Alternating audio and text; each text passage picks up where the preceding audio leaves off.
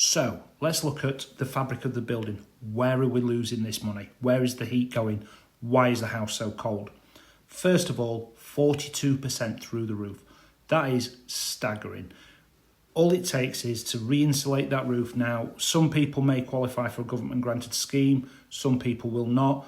However, B&Q sell this stuff relatively cheap. Go out, grab a few rolls, enough to cover your loft, get that loft re-insulated. You will notice a massive difference in the warmth of your property just by doing that. Next, let's look at the walls. 24% through walls. Now, this is not so easy to be sorting out. It's not as easy as nipping to B&Q.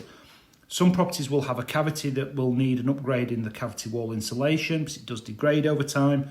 Others may not have any cavity wall insulation or not be possible to have cavity wall insulation. For those that do not have the possibility for that, the ideal time to be rectifying this would be probably under renovation, something like that. Or if you're just going to do it anyway. What my personal recommendation is, get all that external plaster off the walls, get a plasterer to come in, or if you're handy with yourself, insulate it with like a 35mm plasterboard. Get that nice thick insulation on there. Get it re-skimmed. You will lose a little size in the room. However, you will make mega buck savings just by doing this.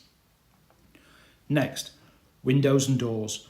We are going to lose so much through natural drafts. Now, we don't want to stop all ventilation to the property because what that will do is cause mould, sweating, damp, things like that. Properties are essentially a living entity. They need to breathe.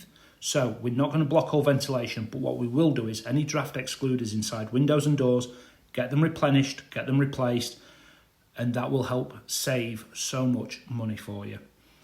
Then we've got the final one, under the floor. We've got the natural insulation under there. If you have a cellar, what I suggest to people and what I recommend on a daily basis is possibly using some loft insulation in between the joists. String it up, do not seal it, do not foam seal it. Just string up a bit of insulation, particularly with a lot of people that have wooden flooring. This will make a massive difference to that floor. Trust me, I've experienced it.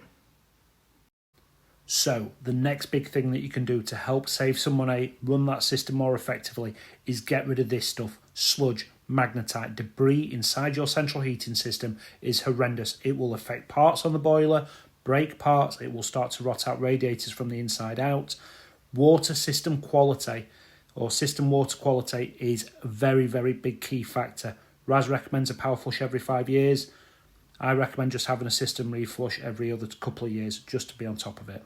Next, why we're heating the entire outside. Get those windows closed at night or in the daytime and let's just get that sorted. Let's place it on. Let's see. The night latch. That's that halfway mark between fully closed and open. Next, TRVs, thermostatic radiator valves. Not every room needs to be raging red hot. If you're like me, I like my bedroom to be quite moderate. I go around the house and I start to modulate these things down. Different rooms, different temperature settings. What will happen is as that radiator reaches the area temperature that you've set it to, it will help to close down that valve, focusing the extra energy into the areas that you deem most applicable for having it nice and warm. This is absolute game changer.